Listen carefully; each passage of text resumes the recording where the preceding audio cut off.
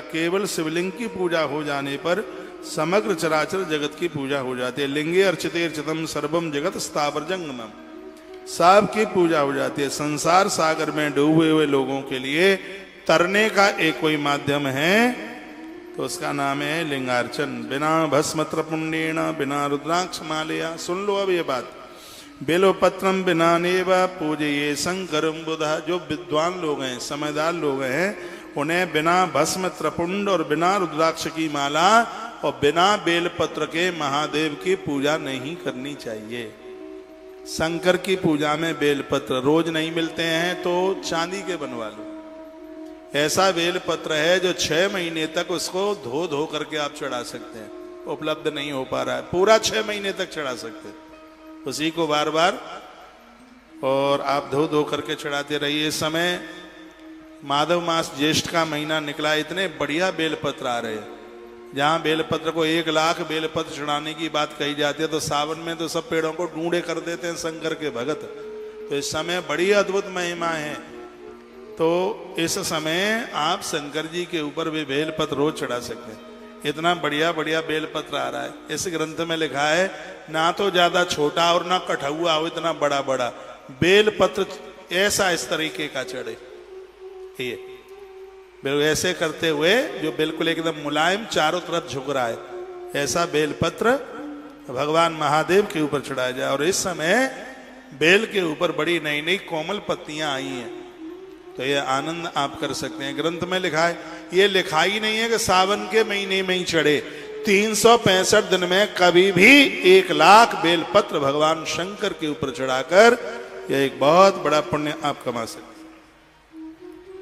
तालियां कुछ ज्यादा तो नहीं बजा दी हैं, पीछे पंडाल में जगह नहीं है, आगे की गैलरी में बैठ जाओ, बाहर धूप सी है, आओ बैठ जाओ, आगे आ जाओ। अभी तो कथा शुरू हुई है, बहुत देर तक चलेगी। और आज की कथा हल्ला बोले, इधर से निकल आओ, यहाँ बैठ जाओ, इधर आके बैठ जाइए। और कार्यकर्ता लोग थोड़ी बैठने की व्यवस्था करें। इधर को चेयर वेयर उधर कोने में खाली पड़ी है, इधर वाला मोहल्ला तो पूरा ही खाली पड़ा है। इधर ये इधर पता कौन सा सेक्टर इधर का खाली है, इधर भी आके बैठ सकती हैं, माताएं बैठ जाएंगी इधर आके, पुरुष लोग इधर आ जाएंगे। आज का दिन बड़ा अद्भुत है, बच्चों की तरक्की होगी। रविवार को कथा आप सुन रहे हैं तो लिखा है बिना भस्म त्रिपुंडेन बिना रुद्राक्ष मालया। आप यहां आगे से नहीं आएंगे, बिल्कुल भी यहां आगे मत आने दीजिए, उधर से ही आइए पीछे से। बिना भस्म त्रिपुंडेन बिना रुद्राक्ष मालया बेलपत्रम बिना नैव पूजे शंकरम बुधः। बड़ी अद्भुत बात कही है। एक कैमरा थोड़ा बीच में ले जाइए, पीछे वाले नहीं दिखते टीवी में, थोड़ा बीच में ले जाओ गैलरी। आगे आगे तो इतने टीवी में दिख रहे हैं कि इनके लड़का बच्चों की तो शादी जल्दी होगी, इसलिए होगी कि सगाई वाले आएंगे तो देखते ही कहेंगे अरे तो हमने ग्वालियर में कौशिक महाराज की कथा में टीवी में देखा है इन्हें, तो ये तो बड़े भगत हैं भगवान के, जिनके तो लड़का की सगाई करी देव। हाँ, हाल ही सगाई है जागी। थोड़ा पीछे वालों के भी बच्चों की जल्दी सगाई हो जाए, इसलिए भैया थोड़ा कैमरा पीछे ले जा। तो बेलपत्रम बिना नैव पूजे शंकर बुधः। कहा जाता है कि रुद्राक्ष की माला धारण करके और बेलपत्र चढ़ाकर भगवान शंकर की आप पूजा करते हैं तो महादेव की पूजा का अनंत गुना फल तत्काल प्राप्त हो जाता है। यद ग्रहे शिव नैवेद्य। अब देखो इसके तत्पश्चात भोलेनाथ के ऊपर चढ़ा हुआ प्रसाद किनको लेना चाहिए, किनको नहीं लेना चाहिए, ये चैप्टर बहुत ज्यादा जरूरी है सुनना, इसको सुन लें आप। अग्राह्य शिव नैवेद्यमित पूर्वम श्रुतम बचः ब्रूहितं नृणं बिल्व महात्म्यम सन्मूले।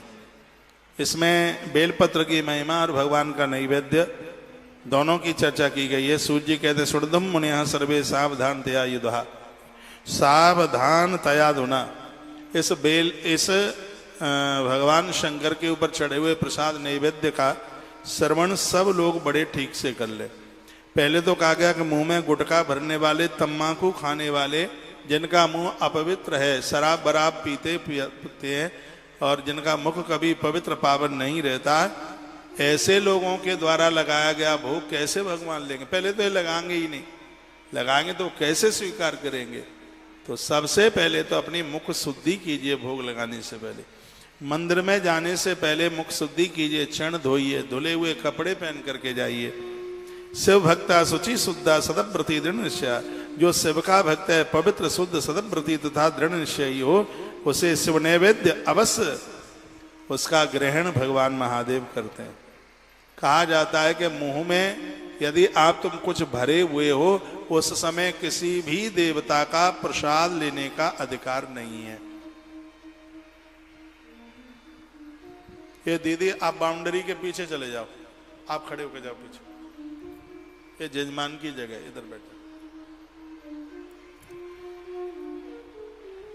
तो कितनी सुंदर बात कही है, जिस समय आप प्रसाद लेते हैं तो मुंह को पवित्र रखिए, मुख को शुद्ध रखिए। यद ग्रही शिव नैवेद्य प्रचारोपि प्रजायते, लिख लो इस बात को। तदग्रहम पावनम सर्वमन्य पावन कारणम, जिस घर में देवताओं को प्रत्येक दिन भोग लगाया जाता है वह घर पवित्र हो जाता है तीर्थों की तरह। उस घर में कोई दोष नहीं रहता जिन घरों में प्रत्येक दिन भगवान का भोग लगाया जाता है। रोज भोग लगाइए। तुम ही निवेदित भोजन करई, प्रभु प्रसाद पट भूषण धरई।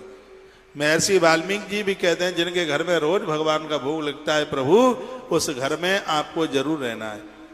पूरी दुनिया मेरी बात नहीं मान सकती तो इतने तो लोग मान ही लेंगे जितने मुझे आप सुन पा रहे हैं। प्रत्येक दिन अपने घर में अपनी रसोई की प्रथम थाली भगवान को जावे, भगवान को भोग लगाइए। तुलसी सब देवताओं पर नहीं चढ़ती, गणेश जी पर नहीं चढ़ती तुलसी, लेकिन संपूर्ण देवताओं के भोग में थाल में तुलसी डलती है। उसका नाम ही तुलसी इसलिए है क्योंकि जिसकी तुलना किसी के साथ की नहीं जा सकती, वो सबके ऊपर सर्वोच्च है।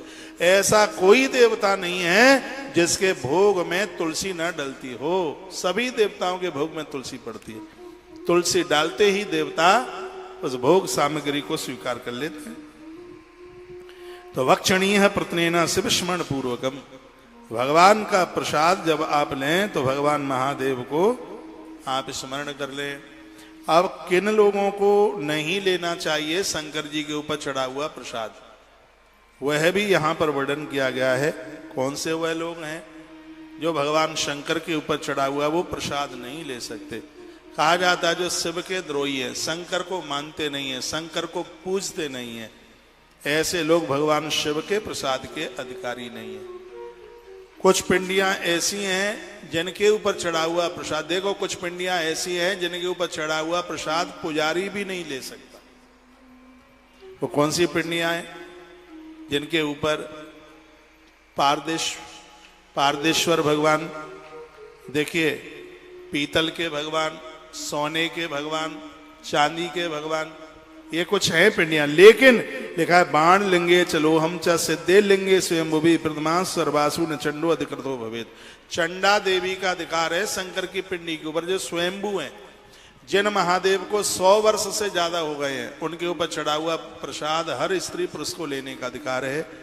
जो या तो स्वयंभू अपने आप प्रकट हुए, या जिस मंदिर को 100 वर्ष से ज्यादा हो गया है, या जो नर्मदेश्वर है, या स्वयंभू है, स्वयंभू धरती फाड़ करके प्रकट हुए हैं, या 12 ज्योतिर्लिंगों में से कोई ज्योतिर्लिंग है, अथवा जिस महादेव के बगल में भगवान सालग्राम का भी अभिषेक पूजन हुआ है, ऐसी पिंडी का प्रसाद लेने का अधिकार सबको है। देखा सालग्राम शिला संज्ञा सर्वयाति पवित्रतम, वर्णन है सालग्राम भगवान के सानिध्य में जो अभिषेक हुआ है तो वह प्रसाद लेने का सबको अधिकार है। शिवलिंग के ऊपर जो भी द्रव्य चढ़ाया जाता है वह अग्राही है।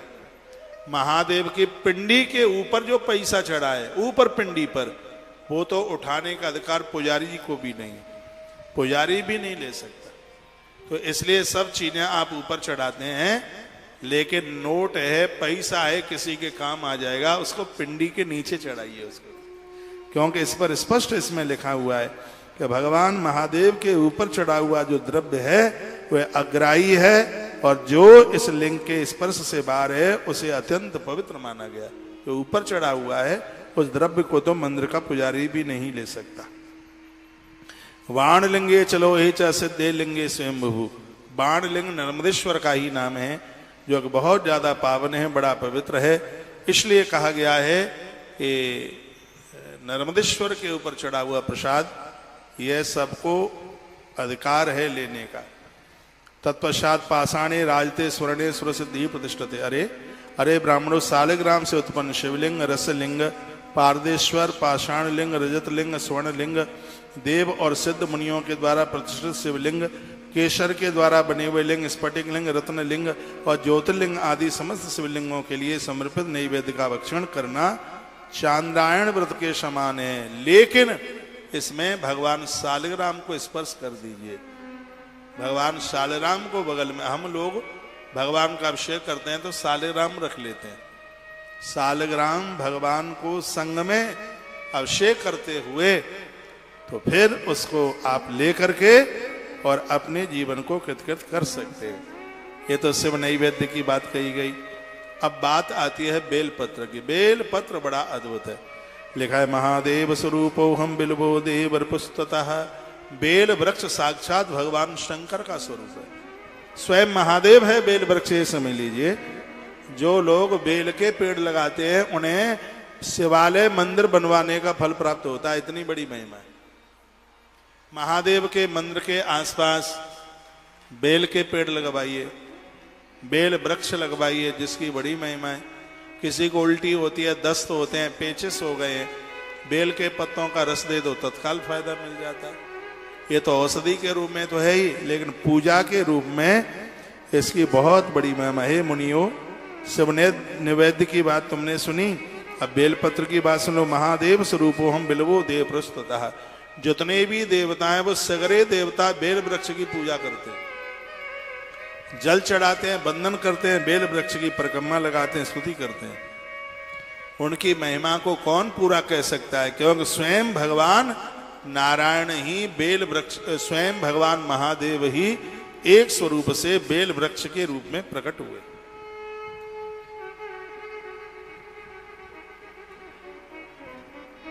बोलो बांके बिहारी लाल की जय, श्री हनुमान जी महाराज की जय। पुण्य तीर्थानि यावन्ति लोकेषु प्रतितान्यपि तानि सर्वाणि तीर्थानि बिल्वमूले वसन्ति।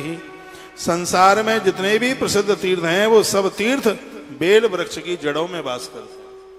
आपको महाकाल जाना हो और समय नहीं है और आपका नियम है महाकालेश्वर जाने के लिए, तो ग्रंथ कहता है कि सगरे देवता हैं वो बेल वृक्ष की जड़ों में हैं। आप बेल वृक्ष की परिक्रमा कर लें, वंदन कर लें, शिवलिंग वहां रखकर एक लोटा जल चढ़ा दें, आपकी महाकालेश्वर की यात्रा पूरी हो जाएगी। ये उनके लिए है जो किसी कारणवश नहीं जा पा रहे हैं, तो उनका नियम पूरा हो जाएगा। ये महिमा बेल वृक्ष की है। और अभी तो सुनते जाओ बेल का कितना बड़ा महत्व है। कार्यकर्ता आने वाले भक्तों को जगह दें। पीछे माताएं ऐसे घूम के इधर पोर्शन में आ जाए, ये बिल्कुल खाली है, आ जाओ पीछे से घूम के। मुझे तो पता था कि भीड़ बहुत भारी होगी कथा में,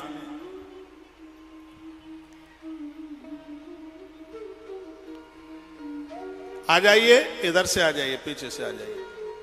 बोलिए शंकर भगवान की जय, श्री हनुमान जी महाराज की जय। अगली बात कही जा रही है, बिलमूले जलेर्यस्तु मूर्धाना विसंचति सर्वती स्नातस्यास एवं भूवि पावना। जो बेल वृक्ष की जड़ों में एक लोटा जल चढ़ा देते हैं, उन्हें संपूर्ण तीर्थों में जल से स्नान करने का पुण्य तत्काल प्राप्त हो जाता है। एक लोटा जल बेल वृक्ष की जड़ में चढ़ाने की इतनी बड़ी महिमा। आप ये काम 1 साल तक कर लीजिए, हो सकता है 1 साल के बाद मैं ग्वालियर ऐसे ही घूमने के लिए आ जाऊं। आप जरूर कहेंगे कि महाराज जी 1 वर्ष में इतना आनंद हो गया है कि जीवन बदल गया, कायाकल्प हो गया, घर की सिगरी बीमारियां भाग गई, गरीबी भाग गई। 1 वर्ष जिसने नियम से बेल वृक्ष की पूजा कर ली है, जिंदगी परिवर्तित हो जाएगी। इतनी बड़ी महिमा बेल वृक्ष की है। बेलमूले जलेर्यस्तु, जो बेल की जड़ों में एक लुटिया जल चढ़ाते हैं, उसमें थोड़ा गौ माता का कच्चा दूध डाल लें, फिर तो बात ही अनोखी हो जाएगी। आ गया सर्व तीर्थ स्नात स्यात् स एव भुवि पावन। उसे संपूर्ण तीर्थों में स्नान करने का फल प्राप्त हो जाएगा। इस बेल वृक्ष के मूल में बने हुए उत्तम थाले को जल से परिपूर्ण देकर भगवान शंकर अत्यंत प्रसन्न हो जाते हैं। भारी प्रसन्न हो जाते हैं और उनके पुरखे तृप्त हो जाते हैं। ग्रंथ तो गरुड़ पुराण हमने बहुत बार भक्तों को सुनाया है, उसमें वर्णन किया गया है कि बेल के वृक्ष लगाने से पितरों को मोक्ष मिल जाता है, मुक्ति मिल जाती है। इतनी बड़ी महिमा बेल के वृक्षों के। पीपल और बरगद और बेल ये पेड़ ऐसे हैं कि इनको लगाने से पुरखे तृप्त हो जाते हैं, मुक्त हो जाते हैं। इतनी बड़ी इनकी महिमा। पूजयेत बिल्व मूलमयी गंध पुष्पाद भिन्नरः शिवलोकममाप्नोति संतति वर्धते सुखम। जो लोग गंध फूल से बेल की पूजा करते हैं शिवलोक को तो प्राप्त होते ही हैं, लेकिन उनको संतान सुख इस मृत्यु लोक में प्राप्त होता है। जिनके बच्चे संग नहीं दे रहे हैं, अपनी घरवाली को लेकर के दूर चले गए और आप रोते हैं फूट फूट के कि बहू गई, बेटा गया, हम तो बुढ़ा बुढ़िया के लिए पड़े रह गए। तो ये बेल वृक्ष की पूजा है। इसमें लिखा है कि शिवलोक मापनोति संतति वर्धते सुखम। मृत्यु के अंतिम समय तक उनके बच्चे माता पिता का संग नहीं छोड़ेंगे जो माता पिता बेल वृक्ष की पूजा करेंगे। एक लुटिया जले ही तो चढ़ाना है, फूल चढ़ाना है, कुमकुम चढ़ाना है, एक दिया जला के रख देना है, इतना ही तो करना है। श्रद्धा से परिक्रमा लगा लो। महादेव की परिक्रमा आदि लगती है, लेकिन जितने भी वृक्ष हैं सभी पेड़ों की परिक्रमा साथ लगती है। ये ध्यान में रखे। कोई भी वृक्ष है, पूजा का पेड़ है, चाहे वह बरगद है, चाहे वह पीपल है और चाहे वो बेल वृक्ष है, 7 परिक्रमा का उसका महत्व बताया गया। तो उसकी 7 परिक्रमा लगाइयो। और क्या लिखा गया है, और भी बड़ी अद्भुत बातें कही। बिल्व मूले दीप मालाम या कल्पति या सादरम सतत्वज्ञान संपन्नो महेशांतर्गतो भवे। कहा जा रहा है जो मनुष्य बेल वृक्ष के मूल में आदर पूर्वक दिया जलाते हैं वह तत्व ज्ञान से संपन्न हो जाते हैं, महाज्ञानी हो जाते हैं, महापंडित हो जाते हैं, बच्चे विद्वान हो जाते हैं। जिनके बच्चे पढ़ने लिखने में कमजोर पड़ रहे हैं, पढ़ते हैं सब भूल भाल जाते हैं, इन बच्चों से बेल के वृक्ष की जड़ों में एक दिया जलवा करके रखिए। सुबह शाम जब भी कभी समय टाइम मिल जाए पहले एक लोटा जल चढ़वा दो, फिर उनसे दिया जलवा करके रखवा दो। इसमें लिखा है संपूर्ण विद्या चल करके आ जाएगी। इतनी बड़ी महिमा। सतत्व ज्ञान संपन्नो मई शांतर्गो भवेत। बच्चे विद्वान हो जाएंगे, पढ़ लिख करके संपन्न हो जाएंगे। यह है बेल वृक्ष की जड़ों में दिया रखने की, दीपक जलाने की इतनी बड़ी महिमा। और सुनिए क्या लिखा है। बिल्व शाखाम समादाय हस्तेन नव पल्लवम गृत्वा पूजेद बिल्वम सच पापै प्रमुच्यते। जो बेल पत्र की तीनों पत्तियों पर अपना इष्ट का नाम लिखकर महादेव के ऊपर चढ़ाते हैं तो वर्णन किया गया है कि उन लोगों के परिवार में रहने वाले सभी लोगों के पाप जल करके राख हो जाते हैं। जो बिल्व शाखा देखो, मैंने अभी एक दिन बोला है, यहाँ बोला है कि पिछली कथा में बोला है, जघन्य अपराध है बेल पत्र की पूरी डाली फांक करके ले आते हैं। ये बहुत बड़ा अपराध है। एक एक बेल पत्र अपने हाथों से चुनिए, उसको गंगाजल में या जल में धोइए, फिर सूती कपड़े से पोंछिए, उसकी तीनों पत्तियों पर भगवान का नाम लिखिए। राम लिखिए, कृष्ण लिखिए, सीताराम लिखिए, जो लिख सकें वो लिखिए, फिर भोलेनाथ के ऊपर चढ़ाइए। इससे व्यक्ति संपूर्ण पापों से मुक्त हो जाता है। अनजान में होने वाला अपराध वह सब समाप्त हो जाता है। बिल्व मूले शिवर्तम भोजे दस्तु भक्तिता। जो बेल वृक्ष के नीचे एक ब्राह्मण को बिठा के भोजन करा देता है उसे 1 करोड़ ब्राह्मणों को भोजन कराने का फल प्राप्त होता है। इतनी बड़ी महिमा। बेल के वृक्ष बढ़ेंगे, पीपल के पेड़ बढ़ेंगे, बरगद के पेड़ बढ़ेंगे, नीम के पेड़ बढ़ेंगे, जामुन के पेड़ बढ़ेंगे, तो इससे कभी ऑक्सीजन की कमी नहीं आएगी। जामुन का पेड़ भी बड़ा अद्भुत है। जामुन के वृक्ष के नीचे बैठने मात्र से ब्लड प्रेशर, वो क्या नाम है उसका, मधुमेह कंट्रोल में हो जाता है, सिर्फ उसकी छांव में बैठने से। यदि पेट में बाल चला जाए तो कैंसर का रूप धारण कर लेता है। इसलिए तो कहा जाता है कि माताएं खुले केसों से भोजन न बनाए, केसों को बांध करके, चोटी बांध करके तभी वो रसोई में जाए। ये बाल बड़ा खतरनाक है। बाल पेट में जाता है, शरीर में गांठें बन जाती हैं और पता नहीं कौन सी गांठ कैंसर का रूप धारण कर ले। तो ऐसी जामुन की गुठली है, ऐसी जामुन की गुठली है जो पेट में पहुंचती है तो पेट में गए बाल को पानी पानी कर देती है। इस गुठली का इतना बड़ा प्रभाव है। पूरी दुनिया में यही है, एक है। जामुन की जो गुठली, इसलिए जामुन का फल तो सबको ही खाना चाहिए, चाहे रोग है कि नहीं है, ये स्वास्थ्य के लिए ये चीजें तो बड़ी लाभकारी है, बड़ी प्रभावशाली। ये पेड़ धरती पर होने चाहिए। पीपल का पेड़ आरोग्यता देता है, बरगद का पेड़ छाप तो देता ही है, लंबी आयु देता है, धन देता है। 26 तारीख को आ रही है वड़ अमावस्या, तो डाली तोड़वा के घर मत मंगवाना, जहां बरगद के पेड़ है वहां जाना पूजा करने के लिए। कल की कथा में थोड़ी मैं पूजा की विधि भी बता दूंगा कि बड़ अमावस्या को कैसे पूजा की जाती है। माता सावित्री अपने मरे हुए पति सत्यभान को यमराज के मुंह से लेकर के आ गई। इस बड़ पूजा का इतना बड़ा प्रभाव है। वो बरगद की पूजा ही तो करती थी, पति की मौत हो गई थी और वह मृत पति को जिंदा लेकर के आई सावित्री, इसलिए इसका नाम बड़ सावित्री पूजन कहा गया। तो बड़ा अपराध होता है, इनके घर वाले पति या बेटा सब डालियां तोड़ तोड़ करके ले आते हैं, हमने देखा है, ये अपराध है। आप वहीं जाकर के पूजन कीजिए। ऐसे पेड़ लगाए जाएं, ये धरती के लिए बहुत ज्यादा शुभ है। नीम के पेड़ बहुत शुभ है, नीम भारी शुभ है, बीमारियों से बचाता है। बरगद तो है ही। आंवले का पेड़ बड़ा प्रभावशाली है, आम के पेड़ बड़े प्रभावशाली है। जो जमीन को पानी से रिक्त करे देते हैं वो सफेदे के पेड़ है, लंबे, बड़ा भया तो क्या भया जैसे पेड़ खजूर। ये सब अंग्रेजी पेड़ है। जहां ये रहेंगे वहां धरती में पानी ही नहीं रहेगा। लकड़ी तो मिल जाएगी लेकिन पानी नहीं रहेगा उस स्थान पर जहां ये पेड़ है। लेकिन जहां अशोक के पेड़ आप लगाते हैं नीचे से पानी बढ़ता है, बरगद के पेड़ लगाते हैं नीचे से पानी बढ़ता है। जहां भी कहीं पीपल, बरगद और बेल के पेड़ होंगे आप खोद के देख लीजिए, वहां का पानी ऊपर चल के आ जाता है। कम खुदाई करने पर ही पानी मिल जाता है वहां पर। तो इन पेड़ों का, इन वृक्षों का होना बहुत ज्यादा जरूरी है। वृक्ष लगाना कितना महत्वपूर्ण है, मैं आपको एक ही शब्द में मैं आपको बता दूं। वन पर्व है महाभारत का। तो धर्मराज युधिष्ठिर ने कहा पितामह से, कहा पितामह आपने गृहस्थी नहीं बसाई। तो कहते हैं कि बिना संतान की गति नहीं होती, कैसे उद्धार होगा।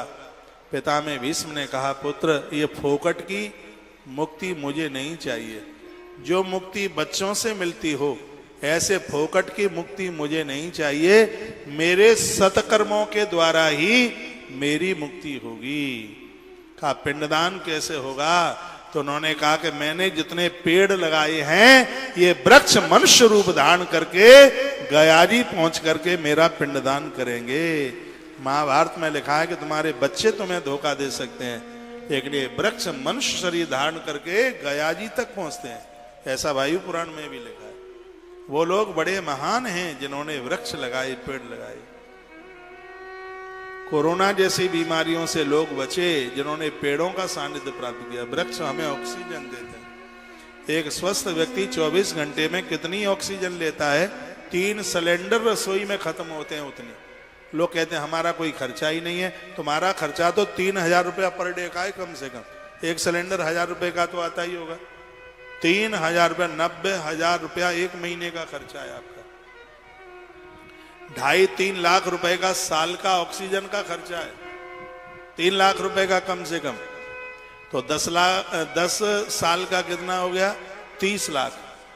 और मुझे लगता है यदि कोई व्यक्ति 80-85 साल जी लेता है तो करोड़ों रुपए की तो वो प्रकृति से ऑक्सीजन ही ले लेता है। देता क्या है वो प्रकृति को। इसलिए मैं तो कहूंगा आपके घर में जितने लोग हैं प्रत्येक वर्ष उतने वृक्ष लगाइए। यदि वृक्ष बने रहेंगे तो जिंदगी बढ़ती रहेगी, नहीं तो जीवन खत्म हो जाएगा, कुछ भी नहीं बचेगा। बेल की पूजा क्यों है? बेल वृक्ष की पूजा क्यों है आप बताइए। इसलिए पूजा है, पेड़ों की पूजा इसलिए है क्योंकि लोगों की श्रद्धा बनी रहे और पेड़ ना काटे जाए। लोग कहते हैं कि पीपल का पेड़ काट देंगे तो ऐसा हो जाएगा, वैसा हो जाएगा। ये परपाटी बना दी गई कि लोग भयभीत तो रहे इससे, कि दुखित हो जाएंगे, परेशान हो जाएंगे।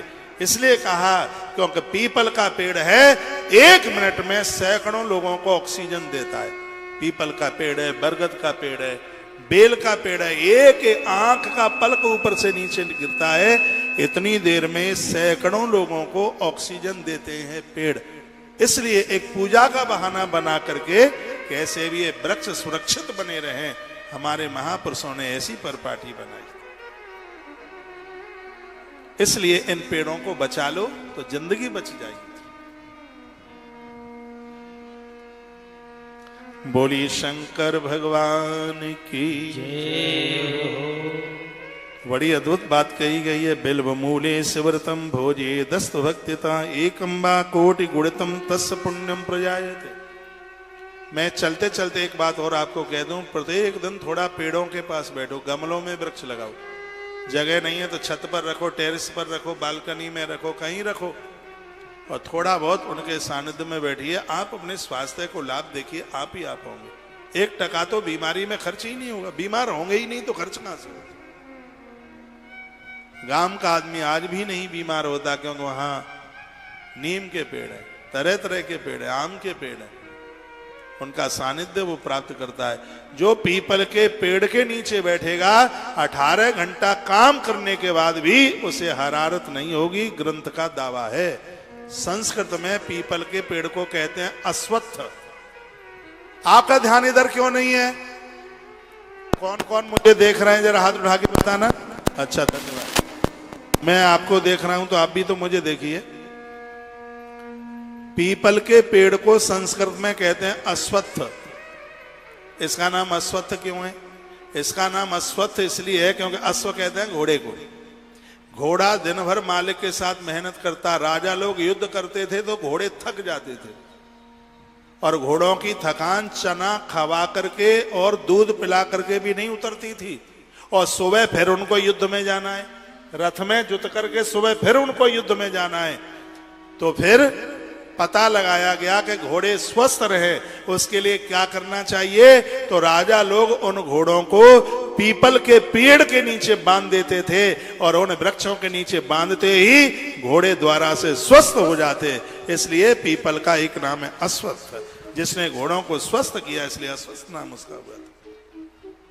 जो पीपल की छांव पशुओं को स्वस्थ कर सकती है, तो हमें और आपको क्यों नहीं कर सकती? हर शनिवार को एक पीपल का पत्ता ऐसे घिसो और अपने मुंह के ऊपर लगाओ, इतनी एनर्जी बढ़ेगी, फोड़ा फुंसी तो होंगे ही नहीं, माथे में दर्द नहीं होगा, और आपको ताकत भी बढ़ेगी। आज आप नहीं बजाओगे सिरादे? आप नहीं बजाओगे? बोलिए भक्त वत्सल भगवान की जय, श्री हनुमान जी महाराज की जय। तो ये पेड़ों की इतनी बड़ी महिमा है। कहा गया सांगोपांगमिति प्रोक्तम शिवलिंग प्रपूजनम। कभी कभी पति और पत्नी दोनों मिलकर के इस वृक्ष की पूजा करें, 7 परिक्रमा लगाएं। आपके शरीर की जितनी हाइट है उतना कच्चा सूत पेड़ को बांध करके आए। इससे आप स्वस्थ रहेंगे, आपके घर में कोई अलाय बलाई नहीं रहेगी। पेड़ों को बचाने का पूरा कार्य कीजिए। वृक्ष लगाने से हवा दान का फल मिलता है। पहले बीजनों का दान होता था, बीजना दान में दिए जाते थे, क्योंकि ये प्राणवायु, किसी के जीवन को बचाना, ये एक बहुत बड़ा दान होता था। पेड़ों का दान बहुत बड़े दानों में से इसका नाम है। कुआं पोखर बनवाने से जो पुण्य मिलता है, वृक्ष पेड़ लगाने से वही फल मिलता है। कर पूजा निवृत्तानां सभोज्यम तु निवेदयेत्, निवृत्तानां परम सूक्ष्म लिंगमेव विशिष्यते। भगवान व्यास लिखते हैं कि मैंने संक्षेप में तुम्हें शिवलिंग पूजन की बात बताई, हमने संक्षेप में तुम्हें बेलपत्र की पूजा की बात बताई। तो ये आराधना, यह साधना जीव का कल्याण कर दे। विभूति अर्चनम कुर्यात् विभूतिम च निवेदयेत्, पूजाम कृत्वा तथा लिंगम शिरसा धारयेत् सदा। लिखा है कि जिस भी देवता को स्नान कराते हैं, नहाने के बाद उनका श्रृंगार करके एक बार उनको मस्तिष्क के ऊपर रखिए, जीवन के सिगरे बेकार समाप्त हो जाएंगे। चाहे आप गोपाल जी को निलाते हैं तो उनको, और चाहे आप भगवान को निलाते हैं, महादेव को, तो उनको निलाने के बाद उन्हें रोली चंदन मौली लगाकर एक बार माथे से लगाइए, सिर पर लगाइए। लिखा है, यहाँ लिखा है कि पूजाम कृत्वा तथा लिंगम शिरसाम धारयेत् सदा। जो पूजा के तत्पश्चात शिवलिंग को अपने सिर के ऊपर धारण करते हैं, भगवान महादेव कभी अपने उन भक्तों का साथ नहीं छोड़ते। ताली तो नहीं बजाना भले ही, लेकिन बात बड़े आनंद की है। घड़ी का कांटा 5:45 पर पहुंचने को जा रहा है। पंडाल चकाचक पूरा का पूरा भरासा ही दिखाई दे रहा है।